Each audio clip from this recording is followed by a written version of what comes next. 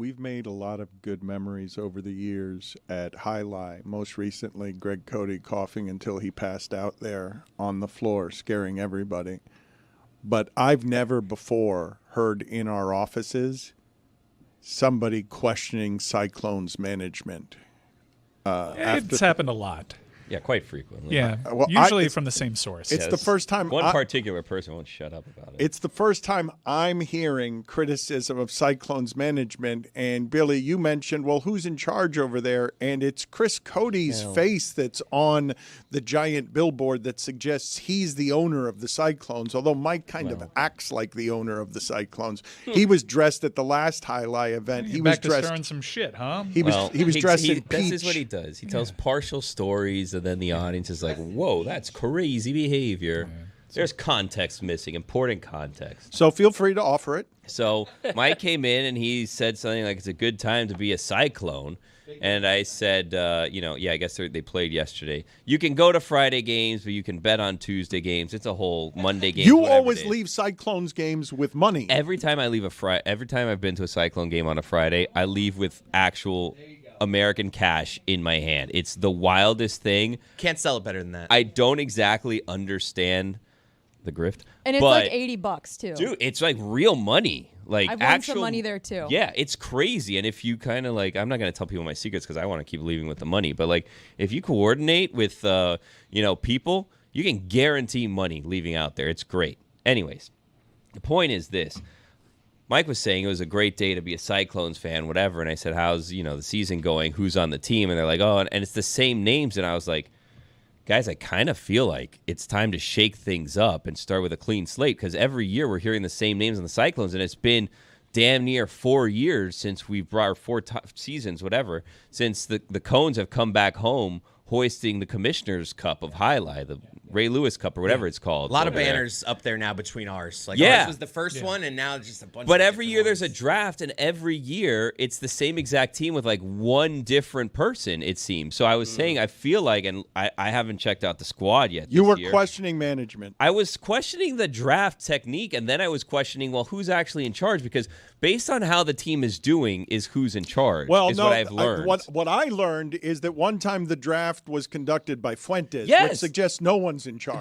That's exactly right. Like he was out there. We're just making stuff up. They handed out varsity jackets one year to all of their players, like a season ago or something, right? Bomber jackets. Okay, bomber Another jackets. inaccuracy. A season ago, and then Fuentes is attending the draft, and he's a member of the front office. Did he or did he not give a speech draft night one year? He did. Okay, so but he never made a pick. Like God, we would never. He was acting as though he was making the picks. He's a part of the think tank. Mike's face is there, or Chris's face is still on the wall. Mike was there dressed to the nines last Friday doing interviews with all of the media. A peach suit. Guava. Another inaccuracy. Wow. Fuentes is head of scouting. I So don't know. he's what's the issue? Okay, so if he's head of scouting, then he is the one that's to blame for the roster. No, is it's he not? What is to blame? All right, we're a top 2 team in Battle Core right now. All right, what are we doing? But how far into the year are we? We have a game in hand. We're 6 matches in. 15. It's also hard to rebuild in the draft if you win because you're punished for winning. But they don't win. Yeah, we've done plenty of losing. No, they don't the win. worst, That's the thing. well, you won the one time. Well, and now you suck. We were runners up 2 seasons ago. They're second. And that's the worst So spot you to had be to drafting draft in. second to last. There you go. It's a tough one. And look, we went into this Out draft of 4 teams looking to reshape the roster. 16. We only added one new face. Ikeda came back. He was away for a season, but we added Iñaki, who was a former Division I player. He's now in Division II. Division 1 what? A front quarter. High Lie? Yeah. Where do they play college High Lie? No, it's not college. It's his ranking. You don't know Pelota. You question management, but you don't know Pelota. They're I'm right just about saying, that. look, everybody's talking about this Manu and how great he is every season. It's You the guys world's don't best bring backcourter. Okay, well you don't He's bring home still anything. around? Maybe you trade Manu Is and he you still and you around? load up Manu. on picks. You know don't- what I mean? well, Not how it works. Look, Or when you get a bunch of players. Guys, you are in charge of this league. This league needs you. You make your own rules. Slippery Savin's in charge of this league. we are top Who? 2 in the league. What is happening? Out of 4 teams. 6. Oh. More inaccuracies. I don't blame them for blaming management, though, because you guys came out strong and you won the championship immediately. And since then, it's just been a lot of division fighting and sending Fuentes Only out one there division, actually. to take blind. No, Cubs there's. fans are disappointed. Don't tell me there's only Your one D's division. had the trophy. There's 6 Yulee divisions. Monsters had the trophy. Everyone's been walking around. Ray Lewis has had the trophy. I feel like Pitbull was there, then he wasn't there. I no one saw knows what happened in that management situation. weakened because Highlight is pushing Mike around because the Tony Tonight from Highlight has not run yet. And I saw Mike getting What? pushed around. Yeah. Was Roger Stone in that episode? We're being bad partners. Roger hasn't been there this season. I think he was at CPAC.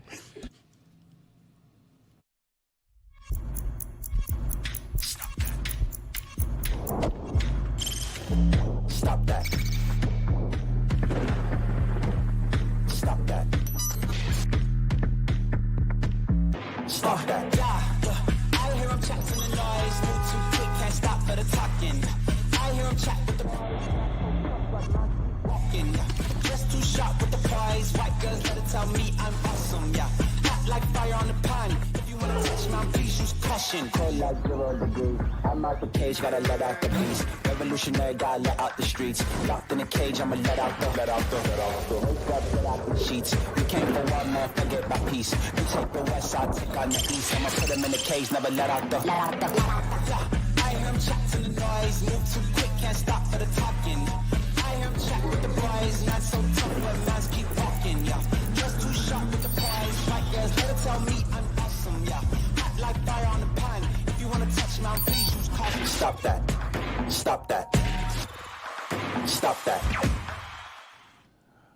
I don't know if this is true of the rest of you. Too many of my evenings are spent sort of scrolling through trailers on things I don't think are going to be any good and then going to bed because I can't find things that I want to watch. And I don't know if this is happening to everybody, but Jessica she has embarked on something before the weekend that I think a lot of people do. You are not one of them, Greg Cody.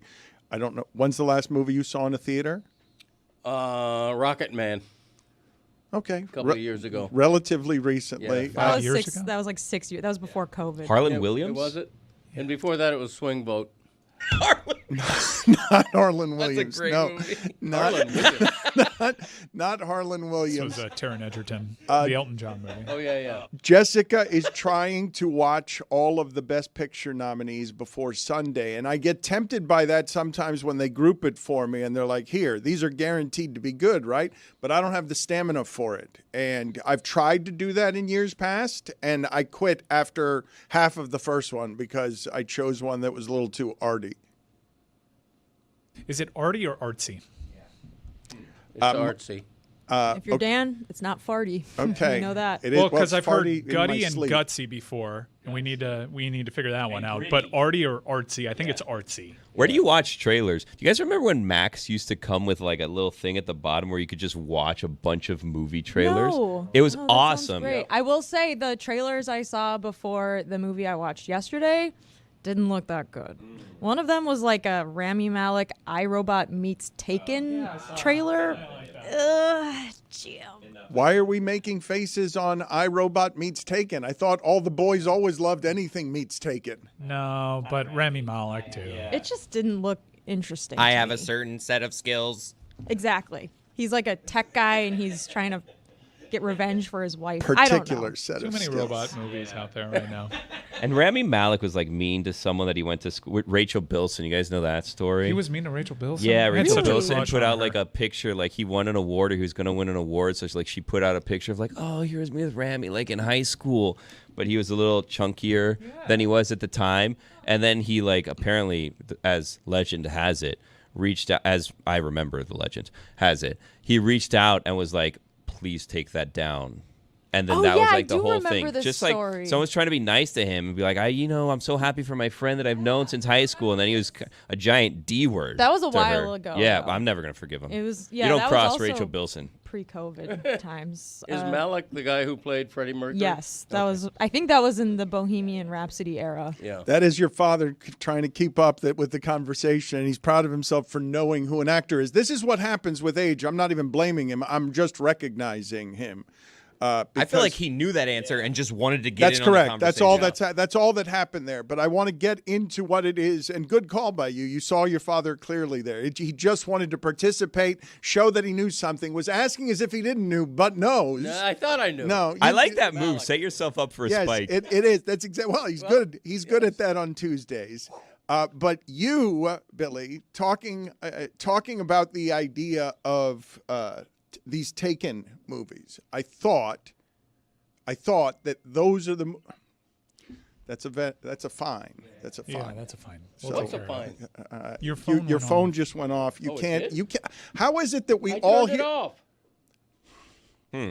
How is it that we can all hear a phone that's near you better than you can, even I though have it's earmuffs on. we all do, and they're not ear muffs. That's not an ear muff. Yeah.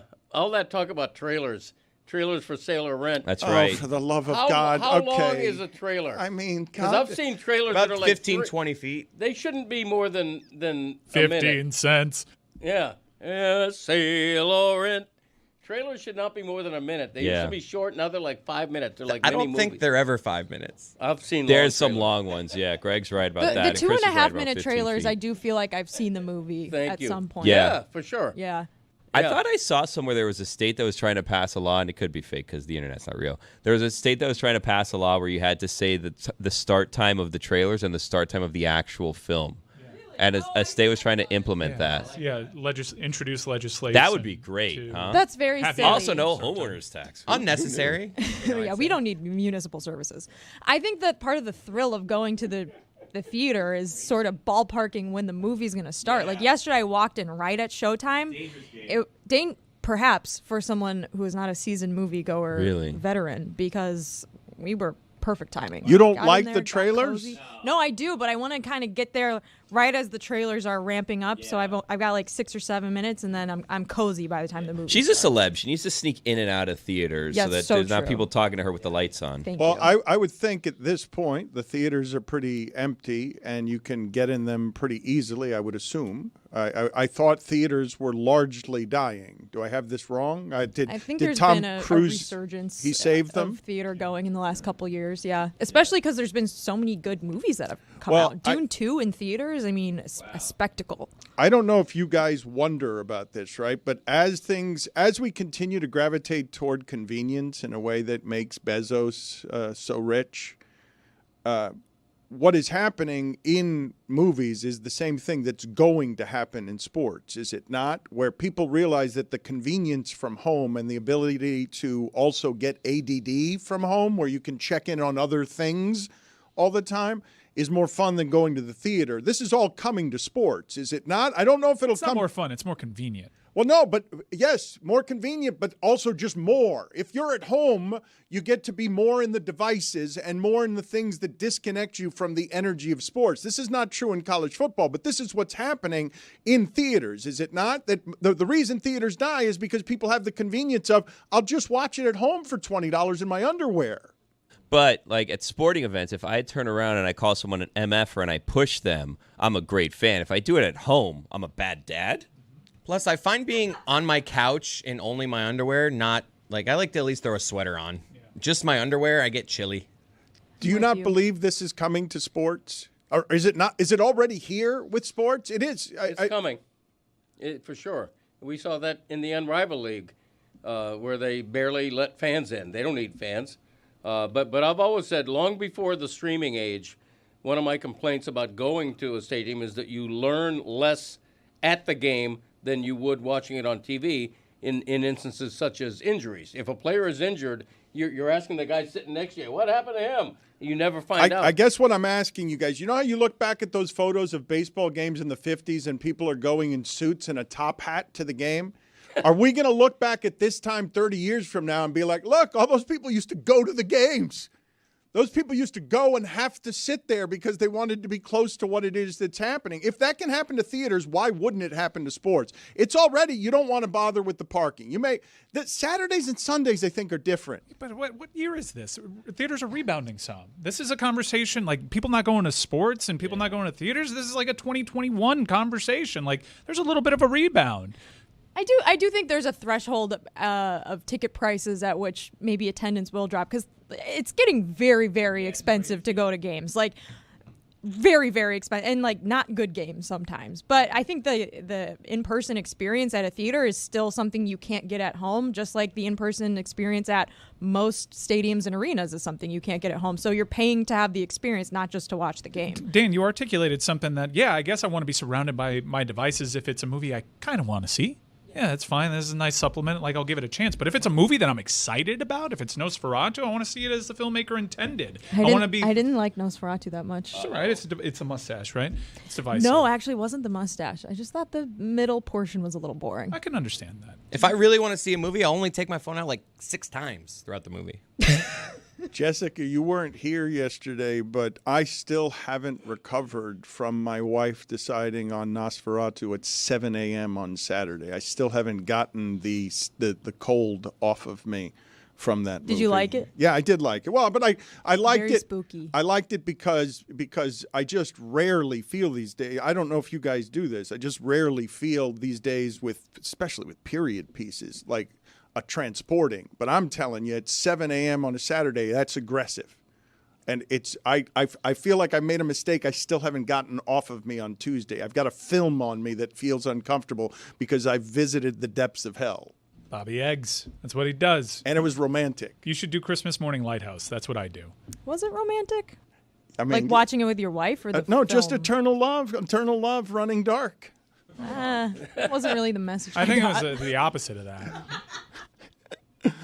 Bram Stoker. Bram Stoker. All right. My guy.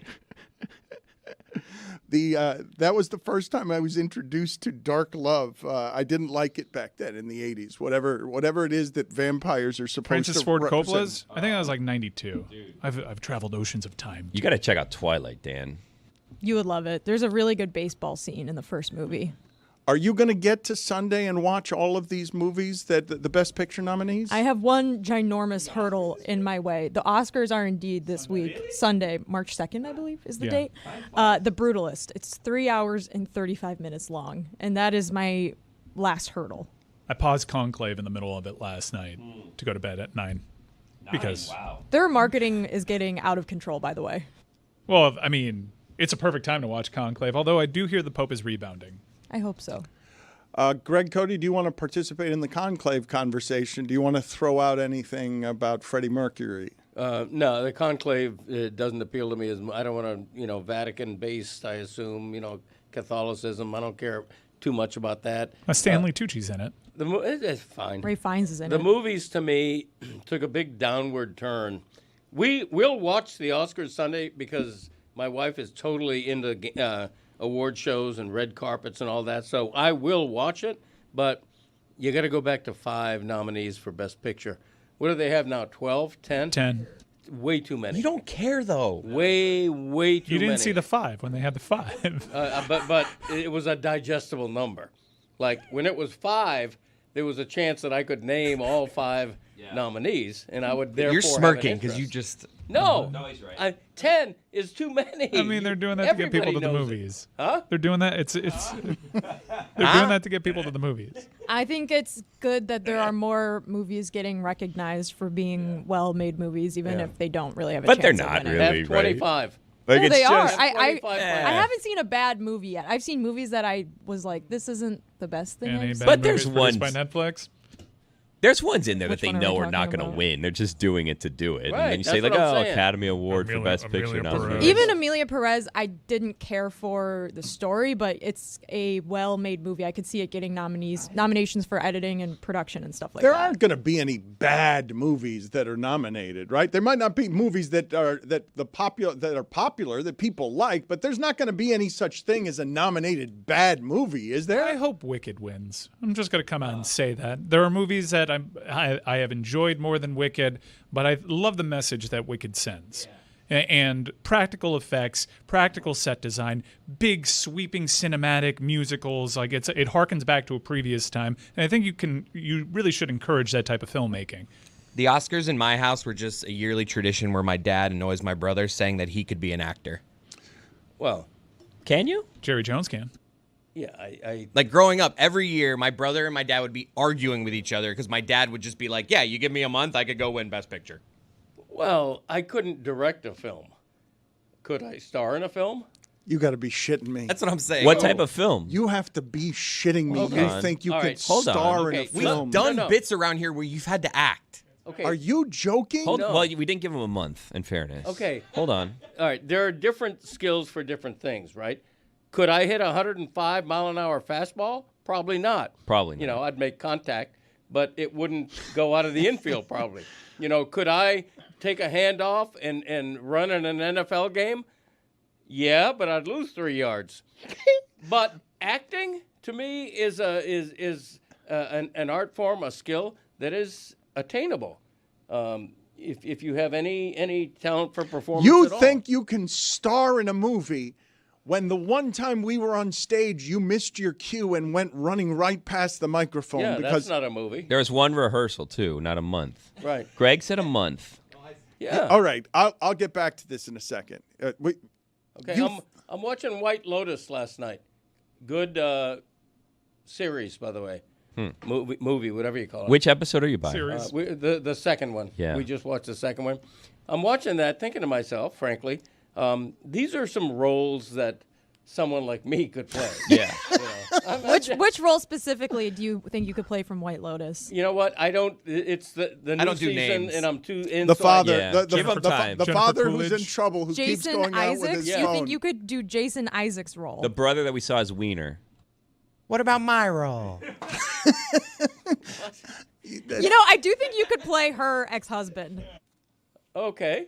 Your father, come on. Your father didn't recognize your impersonation. He's in the White Lotus who is it? conversation. Jennifer Coolidge. Oh, that she's not in it It's anymore. me. Okay. How do you not recognize your son's impersonation from White Lotus? Okay, because he's referring to someone who was in the last season's White Lotus, Yeah, not this season. he's I trying to love keep that they up. completely changed cast. Which every is the year. role Well, you think you they could don't. I can play. I can play the guy who's not the main guy who's in trouble play? and always on the phone. Not the father who's in trouble on the phone. The other man. My Walton dad- Goggins. who's my always in dad- a bad mood. Wait a minute. and- You think you could be Baby Billy? Yeah. Yes. One of the great exactly. character actors of our Yeah, time. like a sour individual. I can play that. Yeah. You know, that's me. Greg Cody thinks he could do Goggins? He just said he could do Jason Isaacs like 5 seconds ago. Greg, I think you could actually play Greg in the show. I can't believe that Greg Cody. Greg, Wait, look, Greg, do you know which one Greg is? No. It's only 2 episodes. I haven't memorized all the names. He was only in the other two seasons. It's your name. Go on the is it? record and say acting is hard.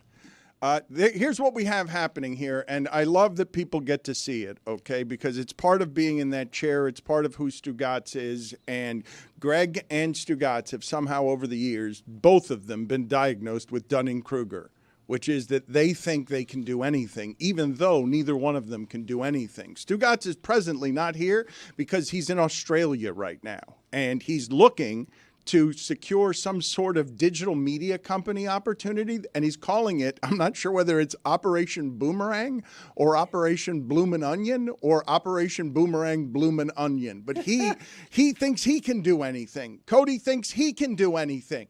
It is asinine for you to think that you could star in a vehicle if we give you a decade of training. Well, Okay. hold on a second, Dan. You just walked on and you were on an HBO show. Thank you. So why can't Greg I'm be on not- an HBO show? Because I had 2 lines. It took I know. 9 hours and I was stiff. And may I be frank?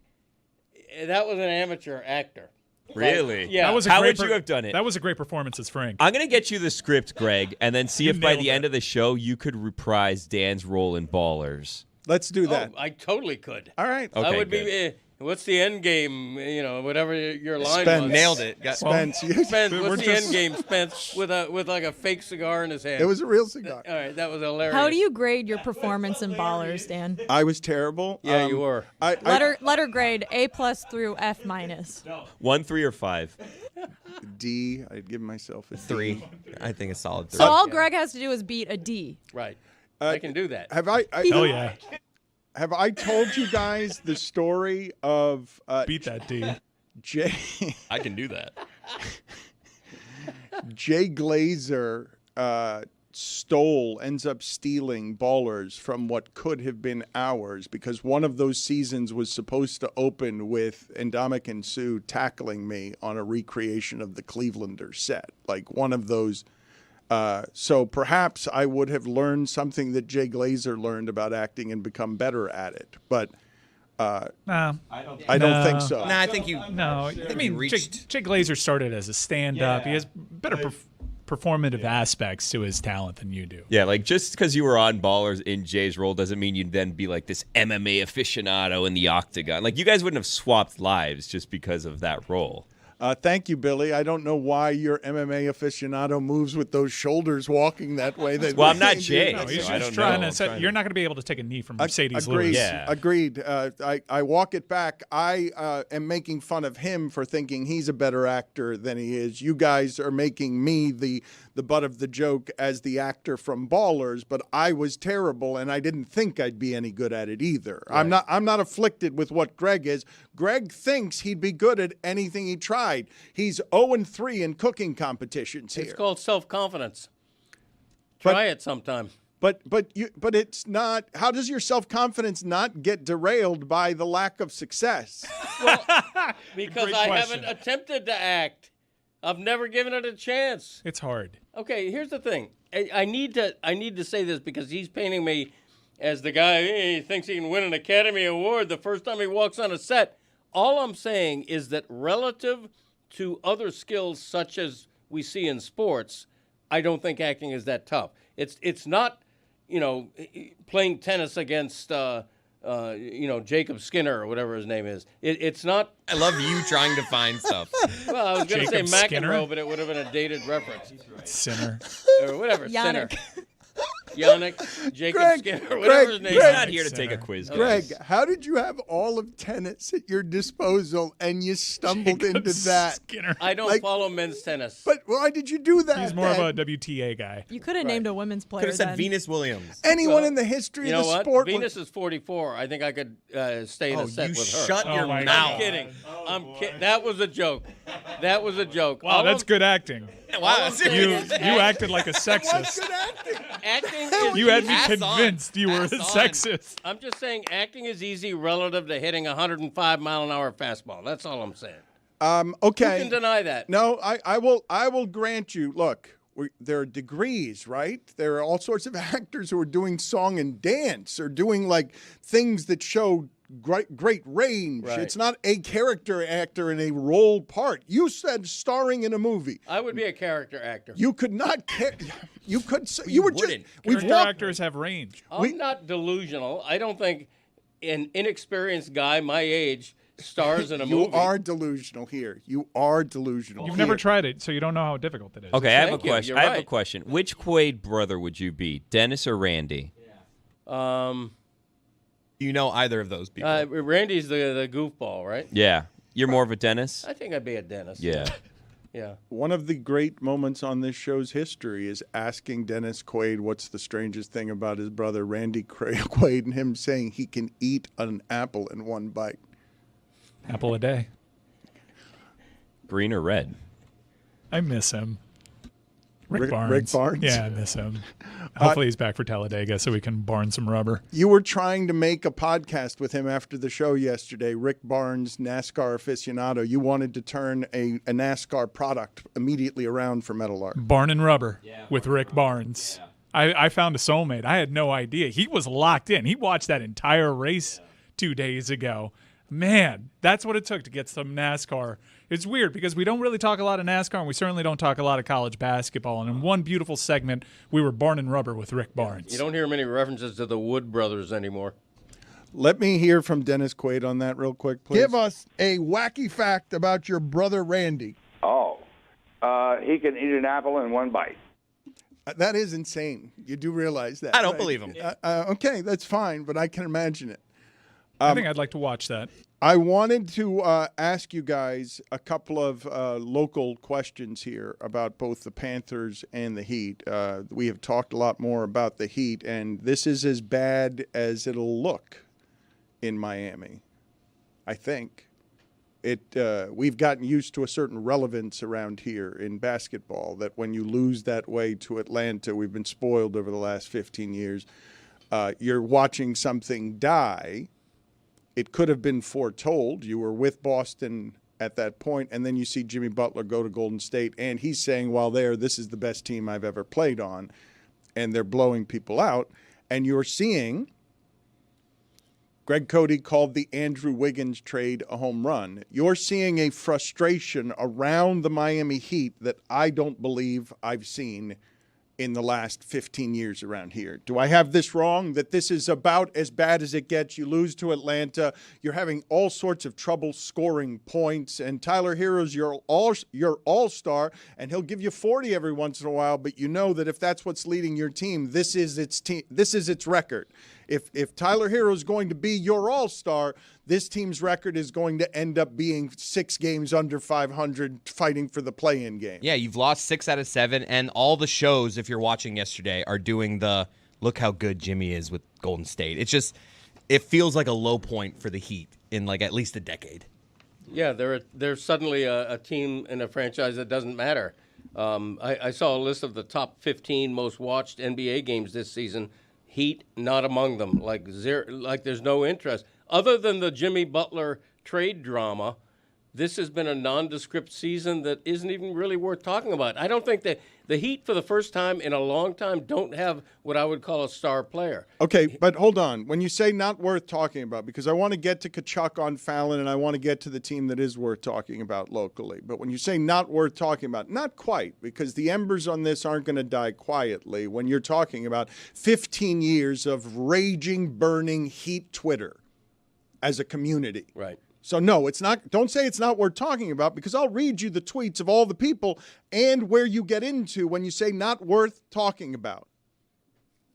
All of these people writing things like, you can't continue to be pitiful in fourth quarter, struggle to break 100 points, and not even be questioned as a head coach. What are we doing?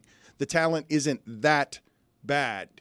Spo's getting some of it now. And it's not a little bit. It's like, I don't like this thing. I'm spoiled for 15 years. This isn't what it's supposed to look like. I was promised that if Spo gets the players, they'll always be 500. Wait a minute. It's all broken down around Spo. Oh, it's Spo's fault, right? Every GM, every coach, you do the polling, Spo's the best coach in the league. There is no other best coach in the league. But now they'll come after Spo too, because it's not supposed to look like this. Where are the answers, Spo? Don't you always have answers? And there are no answers. They're bad. I don't think it falls on Spo whatsoever. It's on the front office, 100%. I mean, he's always bailed them out, though. Spo has always bailed out wherever the front office deficiencies have been. Sam Van Gundy's really good on the topic. But sometimes even Greg Popovich, the franchise dips in such a way that it's impossible to dig out from immediately. I think the peers respect Spo, the players respect Spo now, especially now that Jimmy's gone. This is time to get Eric Spoelstra some players. He's a proven commodity. It's not like the game has passed Spo by. I mean, but it's just so bad right now that everyone's getting it. Like, that's why, it's so bad right now. The Jimmy stuff hurts so much that it's like the writers, the fans, they're just, I'll give it to everybody right now. Who wants it? Spo, it's your fault. It's Riley's fault. It's our fault. It's not just that they're losing. It's not just that they're uninteresting. It's that offensively they're bad. Like, there are only 4 or 5 teams worse than them. Throwing out an 8-point fourth quarter and a 9-point fourth quarter because you get strangled at the end of games because you don't have anything at the end of games. Like, right. To have their offense be bottom of the league bad when you're watching it is something else entirely. Right, but you could maybe resent him for the lack of development of players on the roster. You can't actually do that. Tyler Hero has become an all-star despite things being bad over here. Bam Adebayo has met his ceiling, but he was developed into a player that potentially gets his jersey hung up in the rafters. You see so many great examples of player development with this limited roster that you can only help but turn your attention to the merely dozen over the last 4-year pursuits of talent that have failed miserably by this franchise, and that lands on the front office, not on Eric Spoelstra. And Ware has had a good rookie season. Last time I looked, he was among the Rookie of the Year frontrunners, so that they've developed him pretty quickly. He was a favorite for Rookie of the Year a month ago, last I checked. That's nice. And where's Jaquez? Where's he been? Like what happened there? Like somebody's going to get the numbers on a basketball team that's a professional basketball team that in the modern age is scoring 110, 120 points a game. What we're watching right now isn't something that we've seen in 15 years. I don't think. I can't remember it. Terry Rozier, the poison being thrown his way on how bad he's been. Most right Mike's ever been. Oh, my God. Yeah. You want to take a victory lap on that one, Mike? Do you want to? I think I did already. No, you already did the Terry Rozier victory lap? I'm okay. pretty sure. Okay, because we haven't had a win around here like that. Do you really feel like you need to invite Mike Ryan to do a victory lap? He'll just do it. It's a good point, Jessica. The fact that we're in reruns on this and it's already happened is an indictment of me. You're isolating it to Terry Rozier, and you're not giving me enough credit. You're not. This whole thing was predicted 2 years ago. This is the end game, Spence, for what they have wrought.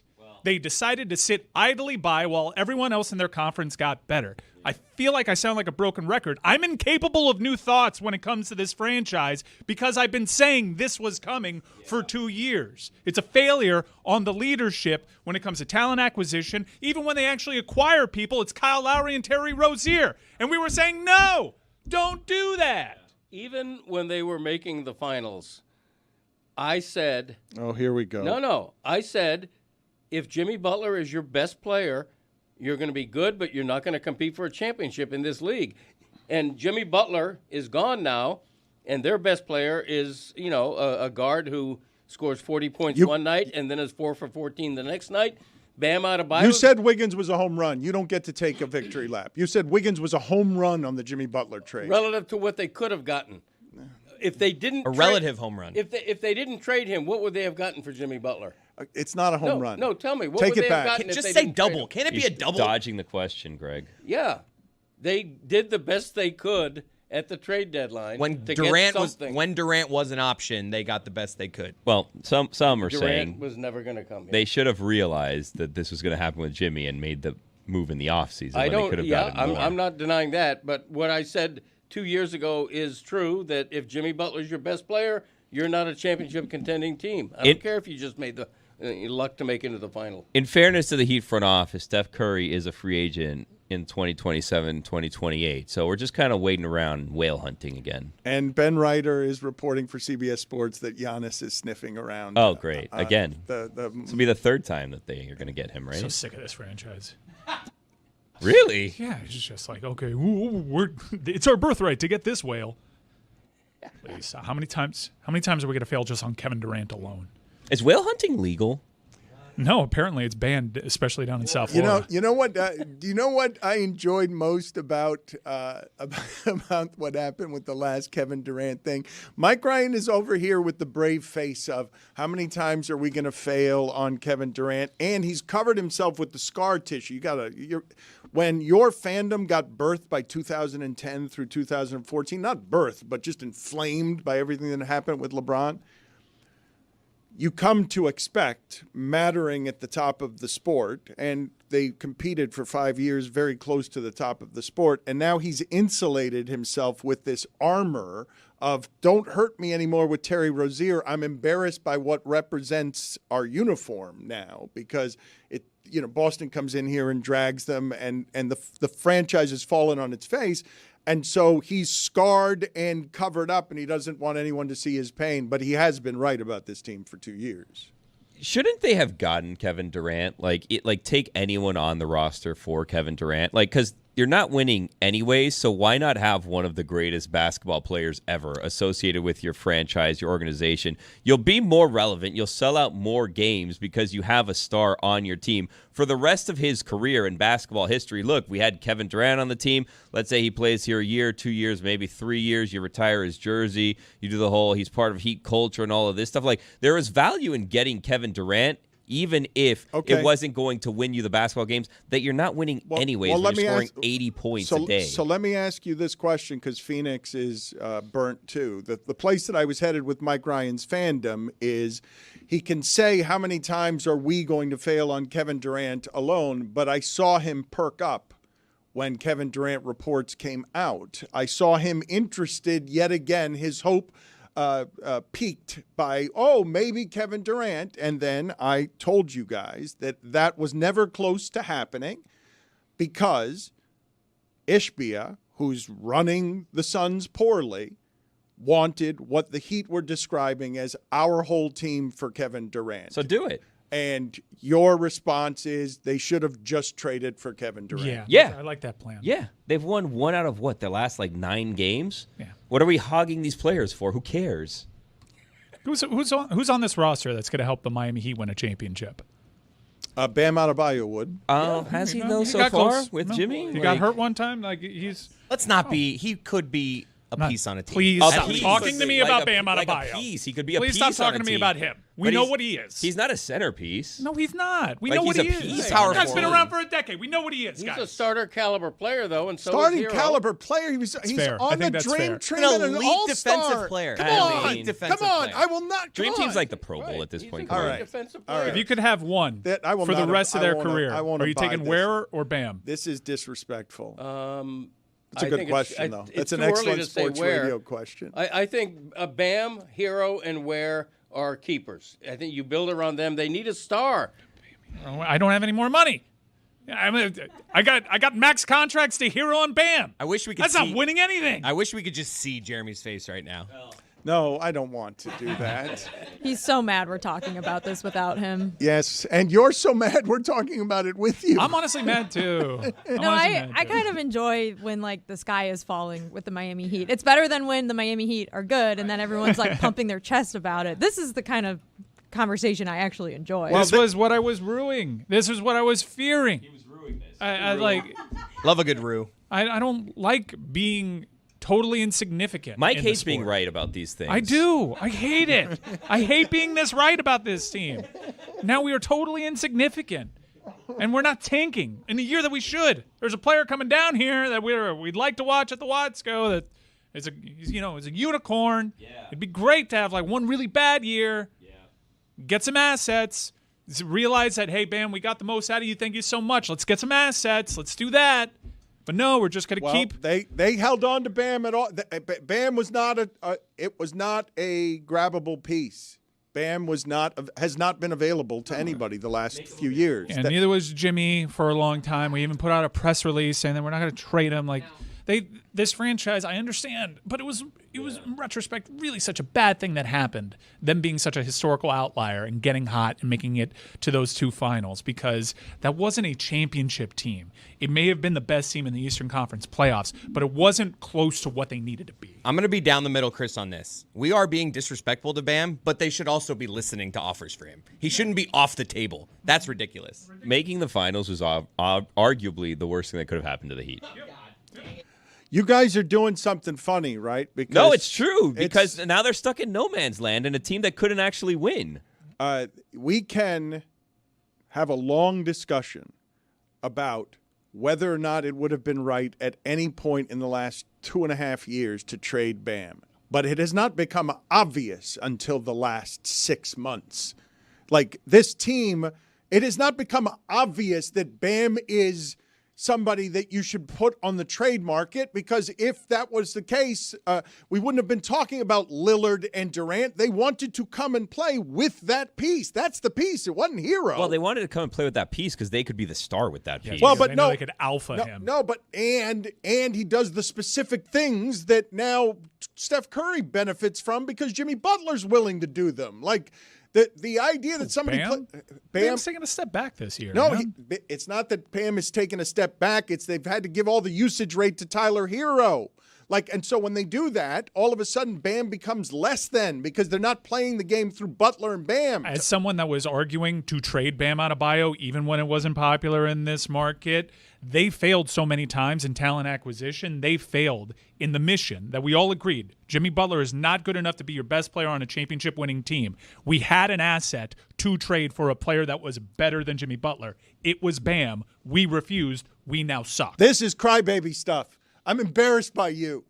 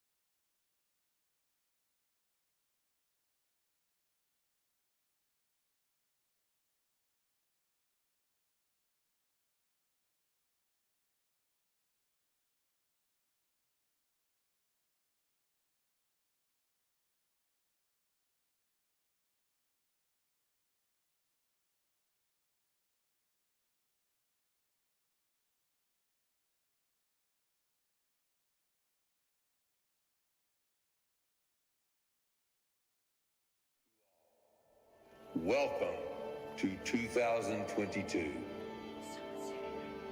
Omicron is on the run, and away it went. But oops, there goes gravity, and here comes a new variant. Omaha, Corona, Hut 1, Hut 2, nothing infects the Super Bowl, and nothing stops football.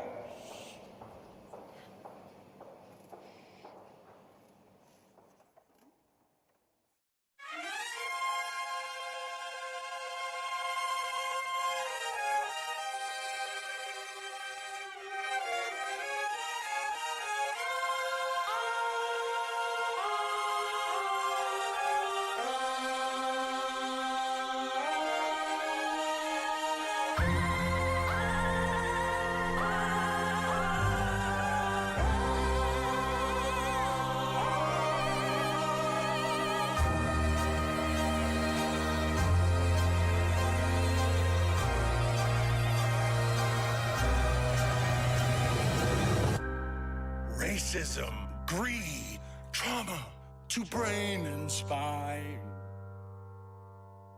And yet, I cannot look away. Heroes are dead. Science has their heads. Oh, is there no escape from here? I need to know. It eats my soul. Nothing stops the NFL.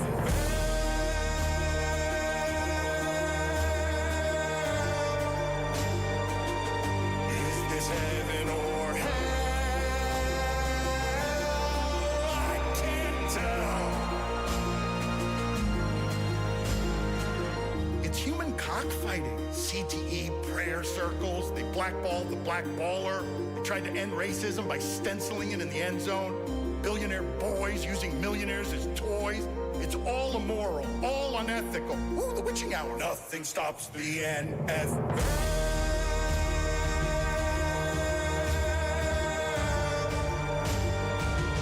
Is this heaven or hell?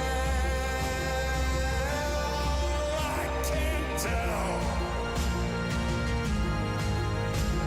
It's Urban and Snyder and Flores and Gruden, but Kyler, but Kelsey, but Cooper, but Canty.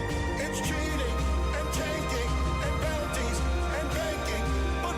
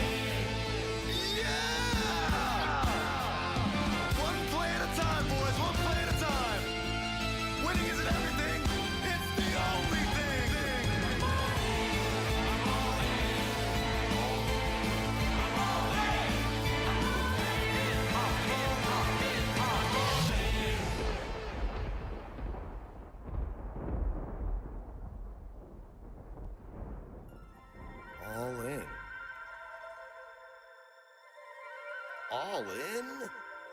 I'm a fan of the Jets. I'm a fan of the Jets. Oh, no.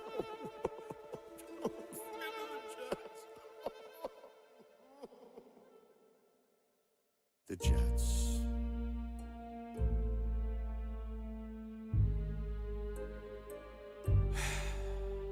The Jets. Why this team? The Jets! The Jets!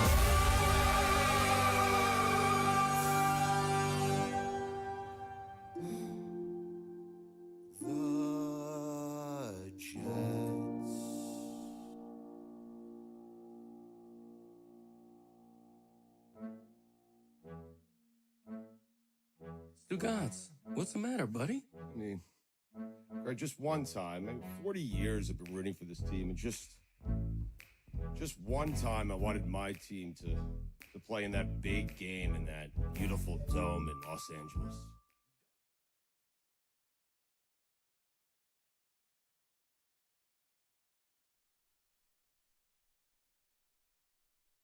This episode of the Dan Le Batard Show with Stugotz is presented by DraftKings. DraftKings, the crown is yours. Billy, do you know anything about Operation Blooming Onion or Operation Boomerang or when Stugotz is going to be back? We were warned that he was going to be in Australia, right? Well, that was nice of someone to tell you because I had no idea that this was happening.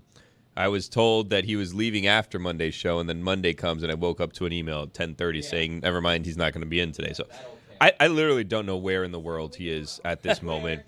And we recorded Gallo's Football last Thursday, and I thought had planned out this week's episode, and at no point was it mentioned that Australia was in play. So Down under. Good use of all you know about Australia. Excellent Shrimp work. on the barbie. I love Australia. Never been. I love a blooming onion He's as a well. thespian, Dan. Yeah. Why is he there? That's how you'd star in a movie, right there. That with that kind of alertness, you would be Daniel Day-Lewis. You would be. He's not actually there either. He's a pretty good actor. No, you know how Stugotz is. Like, I think I'm going to Australia. Okay, cool. You want to tell us when? I don't know. Probably going to Syracuse first. Wait, what? Yeah, you know your traditional Miami to Syracuse. What's he going to You got to go north to go south. What's Lax. he going to? Wait, Lax. He's going up there for Lax. So, oh yeah, he has a daughter that goes to Syracuse. Yes, but that daughter's in Australia. I know that. That's why I was wondering why he's going there. He's going to Syracuse to watch his other daughter that doesn't go to Syracuse. For Lax. I love this as Operation Lax because I imagine he's just going to be doing lacrosse championships for a and while relaxing. there now. And, right. Yeah. Operation Lax. So high. Putting the lax in not working very hard. But we don't know where he is, and Greg Cody sits in the seat, but he's afflicted with some of the same poisons on thinking he can do everything. What if Stugotz accidentally found himself in a Brittany Griner Russia situation in Australia? Where he didn't realize he couldn't just do whatever the hell he wanted in Australia, and then he gets arrested or detained. Didn't that happen to Stallone and Johnny Depp? But didn't it happen to Stallone? Johnny Depp for bringing an animal into the country, and Stallone for throwing steroids off of a balcony in Australia while the authorities closed in on it. Yeah, but Stallone, his plan was effective in that they could not catch him with the performance-enhancing drugs. Because he was just throwing them off the balcony? Yes. Allegedly. Australia, chill. Respectfully to the people of Australia and Morgan and all of those, it's a country of criminals. Okay? What? No. Whoa! That's factually true. What? Whoa! That's a fact. Well, then, was a if every prison company, colony. then every country is. No, this colony was created with. Didn't we just send a bunch of criminals to Australia? Oh, we don't know what to do with them over there. The You just intention was a found this prison giant colony. island over here, and you guys figure it out. Is that not what happened? Yeah, but it also happened down here in Miami. Mariel boat lift. What?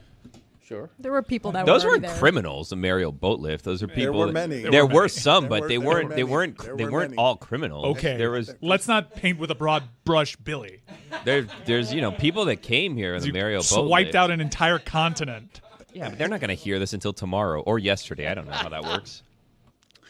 Billy, yes, Fidel Castro emptied his prisons. He did, yes, but other people came along with it. It wasn't like That's correct. criminals Well, that were you sent. see the issues with painting with a broad brush? Yes. I didn't. You did. You very much did. I did You not. did, yes. You, did. And You the- said and all the of Australian- Australia was criminals. That's the broadest brush. I said respectfully. You Yeah, that- offended like a few million people. That's all. But They're they're not going to hear this. They're going to hear this yesterday, and they're going to be pissed. Yeah, it'll be All right. aggregated. In the future. All right. No, they already heard it. Oh. Well, I haven't heard anything, so I'm fine. If they heard it and I haven't heard pushback, we're good. You know, that's actually a good point. Thank It you. is not a good point. Before we go any further here, because there are a number of things I have to get to. I have to get to Boldest Take, and I'm really happy to see that this has finally happened. I know it didn't work at the All-Star game. Adam Silver's like, hey, can you guys try? Can you guys show some enthusiasm? And then LeBron's like, I don't even want to dress for the team picture. But he's finally reached a coach when he's trying to sell, hey, guys, we need to tell everybody our league, it's got a lot of pizzazz. Everything's very important. We got to sell. The regular season really matters. And finally, he reached the champion coach of the Celtics who sells Adam Silver's sport the way that Adam Silver, with the enthusiasm that you want to sell your sport in these troubled times. 3-0 against the Knicks this season, all by double digits. Does that tell you anything, especially when you look at the standings? It means absolutely nothing. All right. Thank you, Joe Mazzulla. Just absolutely nothing. This guy's becoming one of my favorite coaches. Yeah. He was like annoying at the beginning, but I like what he does with the media. Just means nothing. He doesn't have any patience for us. And can you imagine that amount of sex in What? That amount of success in your early 30s? I can't imagine all of that. Turns out more than just criminals lived in Australia, so I'm sorry to Okay, now we're Australia. going to, you know what? Go back. I'm going to be the brave, strong no, person wait here a minute. and apologize No, wait to a minute. Australia. I hope they aggregate it first. and you get in trouble. 162,000 convicts were sent there, but it is more than just that in the population. No. Yeah, there were already people there. Yeah, I didn't know that. Like a lot. Nowadays, they send all their convicts to New Zealand. Really? Yeah. on a Kiwis. Also not true. I hope you both get in trouble now. 2 minutes right here in the shipping container for trying to leave. So I stay. I didn't understand what that penalty was. I pressed the wrong button. I didn't like my choices. You go. I'll just stay here. No, I want you to go to the penalty box, and I want you to apologize to Australia. I want you to did. No, more formally. I want you to go I'm and actually sorry. I know, but I want you to be actually sorry while doing a public apology in the other room, surrounded by Australian things. I also want to go into the other room because Matt Kugler, the unassuming Matt Kugler, producer of South Beach Sessions, I'm going to say he bounded into work today. Bounded in. Seemed happy. Giant smile on his face. And it was at the end of the last segment. And he's like, now that's the Heat talk I like. You guys finally showing everybody where it hurts that it's all over. Mike, you underestimate how you've shielded these tears from the audience that desperately wants. If you guys are going to be that annoying for 5 years getting near the finals, you're going to eat it now as you long for other players. And Jessica's going to sit in the middle of it and enjoy Heat talk for the first time in a couple of years. I may be the only person that was enjoying it other than Kugler because Jeremy And Taylor. Taché texted me. I'm genuinely embarrassed by them when I think of that analysis being the perspective from Miami that reaches a national audience. You can tell them this on air or off. LMAO. Okay, I'd like to hear from Jeremy. I rarely say that. Why would you like to rarely hear say from that. someone that has been wrong for 2.5 years? Every single thing he has said in rebuttal to things that have been said on this show have been wrong. Why would you platform him? Moreover, why are we now talking about the Heat for going on 40 minutes when they are as culturally Can we bring it back to insignificant movies? Let's bring it back to movies. as they have ever been? It's not 40 minutes, and it's been 20 minutes. And 20 minutes too many. They don't deserve it. I wanted to talk about the Panthers, and I wanted to talk about Kachuk being on Jimmy Fallon. But before I do that, near Kugler, I just saw Taylor. And Taylor, I don't know what you guys' experience of Taylor, but I'm telling you that my experience of Taylor is he feels like, because so many people around here who work around here listen to our show for a long time, that he's walking in the middle of the Disney characters, that his daily life is living inside of this thing that's strange to him. And so he's walking around yesterday, and all he's doing is giggling to himself, listening to Stugotz talk about Al Trawick. Al Trawick passed away. He's a legend in New York. Al Trawick, many sports broadcasters will tell you that this is a loss that hurts because we remember how great Al Trawick was. But out of nowhere, Stugotz had opinions on Al Trawick, and this is what Taylor was listening to, walking around the office out there after Al Trawick died. I see Stugotz this morning. Yeah. I'm not kidding you. These are his first words to me. This is good morning to me. Before he says good morning to me, this is what he says. This bleeping guy. Because he's talking about Phil Jackson. It's so annoying, man. This bleeping guy. Yeah. I mean, Dan, he's just an embarrassment. Like, he really is. It's just, like, if you watch the interview last night that he did with Al Trawick, I believe. It was a fossil, by the way. Anyway, if you... Why did you take out Al Trawick? Trawick, please. Oh, seriously. Oh, polished Al Trawick. I got issues with Al Trawick that go way, way back. Way back. Way back. Go on. I just don't like the guy, man. I like him. Never been a fan of his. You know, growing up in New York, you have issues. You said you had issues. Not personal issues. I've never been a fan of Al Trawick. For some reason, like growing up New York media, I had a list of like the guys that I least liked in the New York media, and he was always at the top of the list. Al Trawick. Put that on for next year's lie detector question. But Phil Jackson's a complete embarrassment. Hold on a second. What's the rest of that list look like? Like who the list that you have of media members? No, now you're in. No. Give them 10 seconds to make up names on this fake list. But now you're in. What do you mean? Well, you're the one who decided to just sideswipe for no reason Al Trawick. Yeah, Al Trawick. What a great name. It is. It's a funny name. I mean. Just polished, pukey broadcaster, and just a guy whose work I don't know why. I just don't enjoy it that much. Guillermo, put this on the poll. When I say the name Al Trawick, do you imagine him wearing a wig made out of trout? R.I.P. Rest in peace. That's not. What a joke by Dan. Seriously. Isn't that what you trout picture, wig. though? No, like a wig made of trout? No, it's a fish wearing a wig. Yeah. Right, the trout has the wig on. Yeah, it's not a wig made of trout. It's a trout wearing a wig. I thought it was a wig made out of trout. No one's hair is made out of trout. It wouldn't look like a real wig. But that's what's funny about it. A broadcaster with a wig that doesn't look like it's a real wig because it's made out of trout. But my dad always wins. The trout wearing a wig is great. Yeah, because now I got the trout holding a microphone, too. Yeah, right. Your dad always wins. I want you guys, because Greg Cody was talking for some reason, I don't know why, earlier. Billy, why did you come back here? Weren't you going to give us an apology, a public apology surrounded by Australia? Yeah, there was a kangaroo. I pet the kangaroo. I said sorry to the kangaroo. Okay, so I thought we were going to get like a press conference. Oh, there's no microphone over there. I'll go over there again. Yeah, well, I just think you have to. I think you have to apologize to Australia because you called the company, or you called the country a bunch of criminals. Yeah, and then he clarified. He gave stats. There we go. Very old-timey insult. We got a trout wig up on the screen right now. I apologize to New Zealand as well. Again, that doesn't seem like it's sincere. It is. You were very eager to take out New Zealand. But before the show, Greg Cody was talking about the SAG Awards and something else that he did, and he's not the only one who does this, but he was yelling about Jane Fonda and how he didn't understand how Jane Fonda, who's 20 years older than him, looks 10 years younger than him. At least.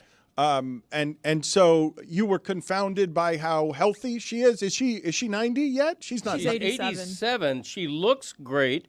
She acts great. She dresses great. But you'd be better as an actor. You'd be just as good, right? Because it takes no talent. It's hard to compare a male actor with a female actor to a certain degree. Is it? Yeah, I'm not saying I would Well, be men an are all-time- allowed to age and women aren't. So Yeah, yes. that's exactly right. I'm not saying I would be a great actor. I would be, a journeyman. I would be a working. Again, we were talking character about actor. Jane Fonda. You've Oh, already. she's great. Very political. Her speech was what you expected it to be, but I thought she looked fantastic. And Jess was telling me that she's had work done. Okay, but I didn't think it was obvious. That is a mischaracterization of the conversation that we What had. do you mean? I Look mean, I'm at how sure great she she has looks. had work done, but I wasn't like, yeah, Greg, she's had work done. Well, you reported it to Talking me. about Hanoi Jane. I think she looks great for 87. I'm not afraid to say it. Hanoi is a funny word. No one is afraid to say she looks great. She does look great. She looks great. You're not afraid to say it. What I was afraid of, and it was unpleasant, was it felt like you were ogling her. The whole thing felt uncomfortable to me. Yeah. Isn't it ogle with a hard O? Well, you seemed like you had a hard O. Can we see if Billy is ready to do his? That's pretty good. Is Billy ready to do his apology here? Yes. Okay, Billy, thank you. We are not exactly having you surrounded by all things Australia, but can you apologize? Would you do me the favor of apologizing, please? To the kangaroo? That kangaroo's happy to see you. Just to all of Australia for just being reckless. Hello, Australia. It's me, Billy. Yesterday or tomorrow, I said something on the show where I insinuated that Australia was founded by criminals, and I, for that, apologize. Only 164,000 of your residents were criminals that were sent there from Ireland and England, and while that number seems immense, I've learned that there are more than 164,000 people that are in Australia. So also a lot of scary creatures and animals and insects and things that generally you want to avoid. But I'm sure Australia is very pleasant, and hopefully one day I'll be able to visit your great continent, even though it's unlikely because it's like a very long plane ride. And what am I going there to do? See spiders? I doubt it. So anyways, again, yes, and I'm sorry, Australia, for saying that there's a lot of criminals there, even though, them's the facts. All right, good apology. Well, a good apology until the very end. Well, when we're not going to just pretend that it's not a thing. It's a thing. What are we? Like, I'll apologize. I'm sorry that me stating facts hurt your feelings, Australia. Okay, this is. I'm sorry right, that you are in denial about your history. I apologize to you, Australia, for stating the fact that criminals were sent there by the hundreds of thousands. Okay. Well, not 100, like 164s of the thousands. All right, thank you, over Billy. a period of 15 years or whatever in the 1700s. I'm sorry, Australia. All right, you've made a great opera house, and Yes. Finding Nemo was cool. And Morgan. She's fine. I'm sorry, Australia. Thank you, Billy. I appreciate you. Shout out to Jimmy. Doing yes and. I appreciate it. Can you get for me, please? I don't know if we have the sound of this, but I heard Chris Coady talking about something that is happening right now in both hockey and America that allows the Panthers star, Matthew Kachuk, who's been a star down here for a long time, has been a star in the sport for a long time, but is now also a champion, an American champion, and a personality. Hockey doesn't do this great in crossing over the language barriers. So many guys fighting through their second language on Stardom. When someone's telegenic, when someone can sell the sport, the spirit of the sport, and be a champion, and descends from hockey royalty lineage, so he has the respect of Canada and America, we are seeing something with Kachuk that is a pretty rare hockey stardom.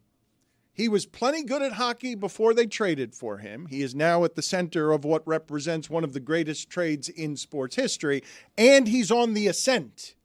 So Jimmy Fallon reaches out and is like, explain to me this whole Canada and the United States thing, and now you're crossing over and you're doing the things locally that become national, that become international, so you can be more famous than your family's ever been at this sport because you're now winning in real time. We see how hard it is, and you're at the center of everything. But they told me that Kachuk was great and Fallon was not.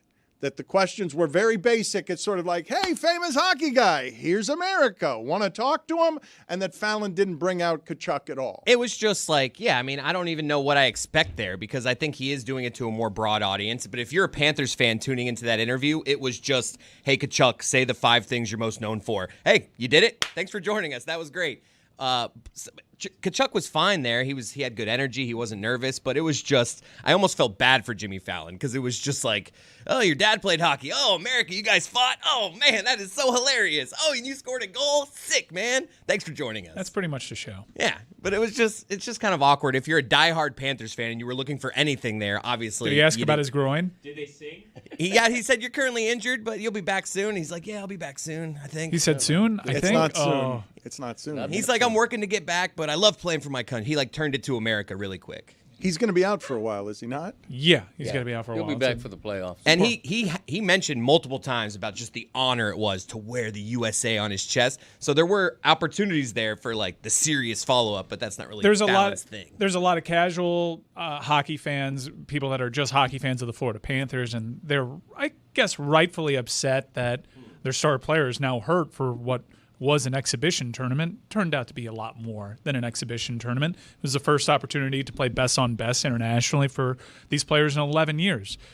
In soccer, country before club. It's always such an honor to represent your country, and it's cool to see that after 11 years that the lure of the crest is not lost, that playing for his country was a huge honor for him. And as a Panther fan, you have to kind of accept that they're going to be playing with high-level intensity and some players can get hurt. Not the only American that got hurt. Do I have to accept that, though? Because I can espouse that sentiment. No, you have to accept it. Yeah. I do? I don't know if it's because we were there. I'm good with it. Obviously, if he was out for the year, I'd probably think differently. But being there, seeing the emotion of it, you tell me he's out for a couple weeks, like, worth it. This was that important. You also come off winning the Stanley Cup, so it's house money, right? Like, if you fell short in the Stanley Cup, you blow a 3-0 series lead, and now one of your stars is out because of an exhibition game, you're like, what are we doing here? Perhaps that frames it, although Florida is still very much a franchise that is competing for another Stanley Cup to go to their 3rd straight Stanley Cup final. But I understand why people are upset about it. I think my perspective on it, because I follow soccer so much and understanding international breaks happen in the middle of the season and often top-tier players pull muscle and aren't available on the club side, that it's just kind of next man up, country before club. You have said that a couple of times, and I have seen Kevin Durant weep recently when talking about how basketball moved him playing for the United States overseas. And I think that sentiment is anything that can be understood by our audience. However, I thought that the selfishness of the local regional sports fan was such that if my player is injured, and that's a random thing you're doing, half a year, I'm okay. A full year, now I'd have a problem. That's where my patriotism stops. It's if you're going to go all out in hockey and play that intense a game and get all of our attention because you're playing that intensely, you're risking the regular season, the postseason. You're risking the thing that I thought was supposed to be the most important to your team. Here's where I think there's an understandable frustration. The Boston Bruins came out with a team statement really chastising the training staff. I believe it's a Minnesota Wild training staff that was assigned to take care of Team USA. Chucky was injured. He missed the game against Sweden. And the staff and Chucky all came to an agreement. I'm sure there was communication back to the Florida Panthers. He's going to give it a go.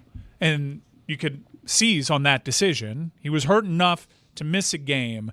We rushed him back. Other players were held out of the tournament. Quinn Hughes wasn't deemed healthy enough by the Vancouver Canucks to go play in this Four Nations competition. The Sweden game was not important, though. That is a factor. What happened to Charlie McAvoy is interesting. Charlie McAvoy suffers a hit, then gets some sort of complication that sees him going to Mass General when he was supposed to be in the care of this training staff. They botch it to the point that he has to get admitted to the hospital. So you can have your questions about Team USA's training staff, I guess. Well, but I'd like to broaden this out for a second without getting too stuck in the mud on this. I understand that you and Chris are giant hockey fans. I understand the moment that I just witnessed where hockey made friendly exhibitions matter in a way that now you guys come home and are like, good, yeah, I'm good with my star missing the next half of the season when there are 10 good teams in hockey and it's going to matter a little bit and it's hard to remain champions. And these guys come back from an event that was all exhibition. I understand the patriotism and the move, but as practicality,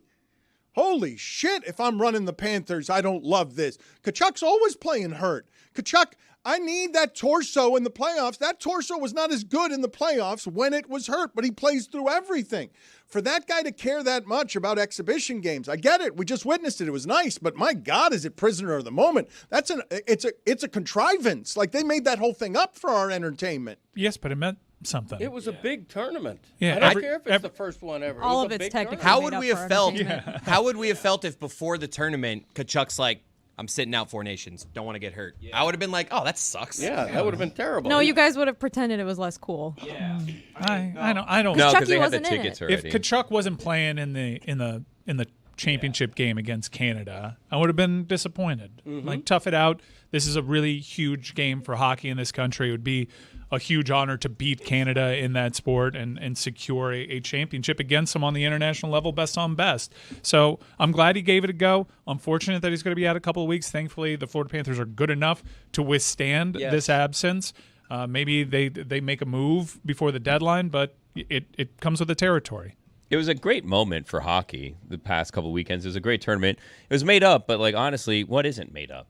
There's a time Australia was just a landmass, and then all of a sudden, boom. Look, he just did the Tonight Show. Killers. A Florida Panther went on, Or a USA hockey player. Yeah, right. He That's kind of where he went. He went on the Cadillac of late night talk show properties in the Tonight Show. Is it still? In terms of fame, the Tonight Show means something. And Do we still make Cadillacs? I think we did this on my dad's podcast. Really? Are Cadillacs still the Cadillac? Like beyond of just an cars? Escalade? What It car always is a will Cadillac? be. I'm looking it up. Yeah. What's the Cadillac of cars these days? The It's most the Cadillac. common reason for transportation was theft. This included pickpocketing, shoplifting, stealing horses and sheep, highway robbery, housebreaking, and receiving stolen goods, Billy. What are we talking about? That's Australia? What do you mean, what are we talking about? That's your wheelhouse. She was supporting your I was saying that, like, these are very pickpocketing. You get sent to Australia, and then, like, 300 years later, Billy calls you a criminal. Yeah. Oh, come on. Well, they don't hear me. He apologized. I think twice. I apologized twice. I mean, what am I supposed to do? Go there in person to apologize? Like, Yes, enough's you should enough do already. God Bless Football from Australia That with would be Stugotz. Well, from what I hear, I might be You might doing have that. to, Yeah. yeah. God bless Australian Super rules sincere football. apology. More like it. Ass on. Operation Boomerang or Operation Bloomin' Onion. He is in Australia or on his way to Australia. You know what crazy thing? I went to Highlight last Friday. An Outback Steakhouse was constructed in 2 weeks. Really? In 2 weeks. Prefab must because have been. I guess because I was there 2 weeks ago, there was no Outback Steakhouse. I pull in, there's an Outback Steakhouse now. 2 weeks. Where? Right in front of the Magic City fronton. It's incredible. 2 weeks it took for an Outback Steakhouse. That's crazy. Why are you so surprised by this? Are you Because it's taken me a decade to build Freedom Park. well, but you knew We're starting to see bones finally. You personally. we've gotten to the bones. Yeah. We all knew this was a bad idea, right? Messi coming down here and us promising him, hey, we'll develop that land for you in a year or two. Like, we all knew what that was. Why is that right? a bad idea? It worked. He fell for the trick. I know, but Messi knows that he's never going to play in a stadium by a highway near the airport. How do you right? know? No, if he's here next year, he'll play. Yeah. He could be. Hey, he could have you play driven next past season. it? We didn't say which Messi also. I mean, his son. His son's Oh, badass. He's saving soccer. I may watch soccer. There if, you go. If Messi and all the kids that Messi's playing against all rise to the level of MLS, and that's the competition we're seeing, I may watch. Kid scored 11 goals the other day in a 12-0 blowout. I will watch soccer if one person is scoring 11 goals against the other team. Now, we have to elevate all of the Inter Miami children's and all of the Atlanta FC children's. Yep, they work hard. To make sure that these games continue this way. But 11 goals? Come on. When you see that at the youth level, like 9 times out of 10, that person is a bona fide superstar. Mm-hmm. That is just not something that you can fake. Every time Scoring I've 11 seen it. goals, he's not nepoing his way to 11 goals in a game. I mean, soccer, you know. You've asked me if I drove past that. When is that going to be built? When did they promise him that In like was going 2 to be weeks. built? That thing's going up quick. It's starting to go up fast. It'll be ready by next season. Yeah. Like an Outback Steakhouse. I would yeah. give it a year or two before I actually stepped foot in that thing. Just make sure everything's on the up and up. But It's supposed going to be up ready quickly next year. It's in Miami. You know it's not going to be on the up and up. But you know it's going to be sinking into land. You know that there are going to be airport problems, that there are going to be traffic problems. The airport thing is so overstated. There's a lot of stadiums near airports. I've been at SoFi Stadium. Like, whoa, it's that close? That's crazy. We got an alert last week that just like one of our expressways was shut down for an emergency check of an overpass. And then The expressway right next to the studio. Yeah, the one that we take to get here. And then it's just open again, and there was no update on what they were checking for, what the results of said emergency and traffic check was shut are. down for like 3 hours. Yeah, it's just like, you know what? We're good. We're going to open this thing up again. I have no idea what they were checking, what bridge they were checking. I don't know how to avoid these bridges moving forward because they didn't give me all of the information I wanted on a quote-unquote emergency check in which they shut down an expressway because they're not sure if the overpass that they're building is structurally sound. Look, I know that we've lived in Miami for a long time, and I know that you guys are used to all of the ways and things that we are a banana republic about. But if you think we have a committee somewhere that is competently planning to have Lionel Messi play giant games near the airport in a new stadium without it being a massive clusterfuck that swallows all of South Florida with people trying to get in there, you are out of your mind if you think that's going to be a thing that's well orchestrated so that it's not. It's going to be the Super Bowl the moment he plays in a new stadium down here. You can't put that near the airport in a building you've just built that's surrounded by construction. Put him 10 minutes away from Boca.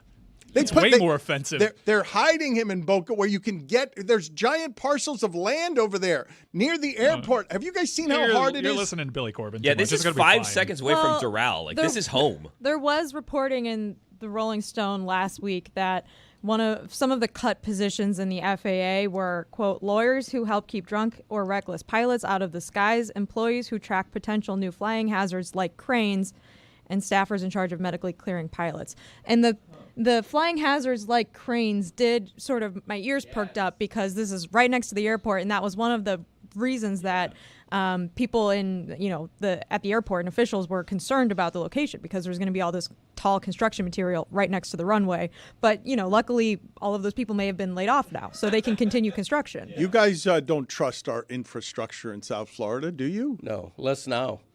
I mean, they've of course not. They've been working on the highways my entire life. Yeah. That's the dream. My entire life. Government The 836 and the 826 have been under construction. So I gotta think they're working on it. They work on it so long that by the time they complete something, they need to work. They on have to it work again. on a new thing again. Mike, there's reports like every month that's like a new building has sunk in 4 inches into the ground on Miami Beach. I'm more worried about every that. month. There's a new this building has sunk in so far into the earth. Engineers are shocked, and then there's just never a follow-up. We have talked about this before. Contractually, it was understood when the Panthers, the champion Florida Panthers, moved into where it is they play in the Everglades, that there would be a sinking into the earth because it's on swampland. They accounted for it. Yeah. They accounted for the sinking into the earth. You guys realize what we have in this town with Messi and the Panthers sinking into the earth? Because Messi plays a game the other day in -7 degrees. Greg Cody has been telling you here, and we haven't talked with our soccer expert. Greg Cody has been covering soccer in this market since Fort Lauderdale Strikers, since before Pele was playing for the Cosmos. Correct. Greg Cody has been covering soccer in this market. The biggest thing in soccer is in this market. And you and Mike Ryan have placed pressure on Messi to win this season as if it means something, as if the business of Messi isn't just being the business of Messi and cashing in on whatever the end of this is. It doesn't matter whether he wins a championship or not. Oh, well, it does. You have to win. Financially, it doesn't. Have you seen the tweets are already out there of the difference he's made? Look, not just for Inter Miami, but for the league and for American soccer in general, his signing with Inter Miami is still flabbergasting to me that they got him. And it's a monumental success just from a financial standpoint, unequivocally.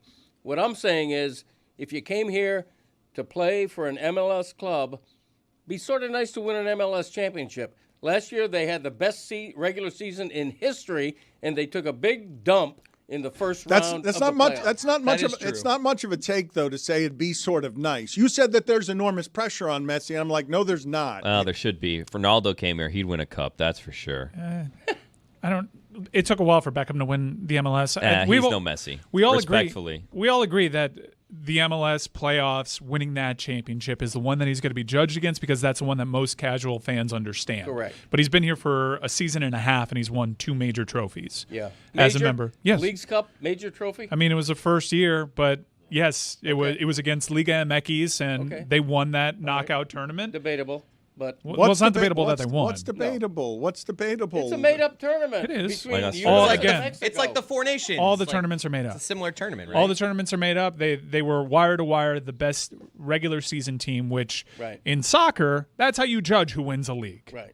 Historically, then here in the United States and in Canada, we need to have playoffs because that's how North America gets down. Right. Yeah. Cristiano Ronaldo is actually what Chris Cody thought his name was. Christian overrated. Can you guys explain to me when I ask you the questions of does it matter whether or not there are fans in the building in some future replica of sports that is just all about the streaming? Does it matter if Messi wins anything if they've won the game of getting the stadium built? Like that, Messi's legacy is secure even if he finishes in last place. They've won 2 trophies. This is a disconnect that I kind of understand because he needs to win the league, and I try to argue that he has won the league, but no, he needs to win the playoffs. Okay, so like he'll win that too. He'll get to that. He's won 2 other trophies. They're in the Club World Cup. They're in the kickoff game against that where they test their mettle against top clubs from all over the world. And that's something that they earn their way in because they won things to get in there. So they've won things of significance here. And if you think he needs to win the MLS Cup, he probably feels the exact same way, and he'll try to win that damn thing. Right. Well, the Club World Cup, their first match is designed that they're going to win easily. I mean, they play a club from Egypt, which is not a renowned soccer nation. Do not sleep on those clubs. Weren't they essentially put in that World Cup because they have Messi? Yes. You could argue that. You had Infantino at a game and said, because they've won this and because they have Messi, they're in. Right. That's not a direct quote, but it was pretty much. But don't you guys enjoy the idea if it's all made up? If it's all made up for our televised entertainment spectacle, don't you enjoy the idea that Messi doesn't have to win anything to have already won? He doesn't have to, but but he does. has. That's what you guys are missing. He has. He does have to win. What everybody is missing is that he has. No, what He you guys are has. missing is he hasn't actually won. There have been 2 times where at the end of something, there's a huge ceremony. No, in the and middle he of goes out something. there, But it's in the and middle he of lifts a up it's a in the middle of a trophy. season. He lifts up a trophy. Yeah. He did do one at the end of the regular okay. season. And he did LeBron one- won the in-season tournament, so he's one closer to Michael Jordan. No one thinks that. Nobody thinks Inter Miami won MLS last season. They didn't. They had a great regular season. Then they went. Brr.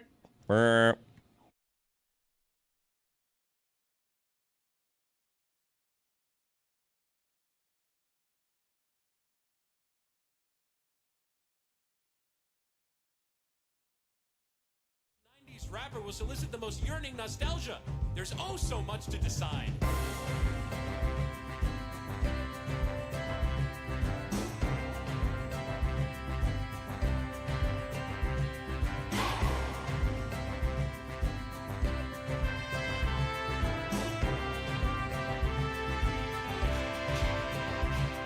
A game so big, one can only dream of the brightest light shining on your team. But if my team's not there, why even go? With no one to cheer on, I don't get the show. Oh, tell me, you got the reasons. You got the reasons. Take me there. Take me there. Just take me there. The Super Bowl, the Super Bowl, the Super Bowl, the Super Bowl, the Super Bowl, the Super Bowl, the Super Bowl, the Super Bowl. I hope you're starting to see the light. Regardless of who's in it, it's a spectacle. I think I'm starting to come around. Like, for instance, everybody wagering on a team. Chris Collinsworth sliding into your screen. was too caught up in being a fan instead of just shotgunning beers and betting the Rams. Oh, tell me, you got more reasons. You got more reasons.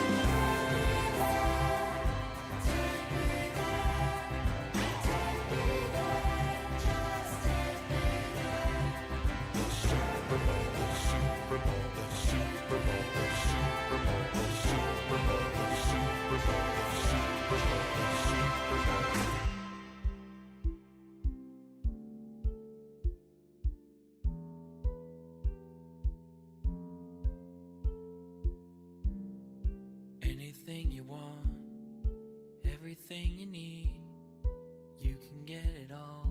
Pat McAfee, writings on the wall. What's it gonna be? You'll see Marshall Falk and Mariucci. Anything you want, everything you need, you can get it all from Dominique. Writings on the wall. What's it gonna be? You can get it all. Kyle Brandt's Hemmings. Going out west for the Super Bowl. Going out west for the Super Bowl. My team's not there, but I'm gonna show. My team's also not there, but I'm gonna show. Everybody knows it's bound to be. Everybody knows it's bound to be The greatest night for you and me. Come on now.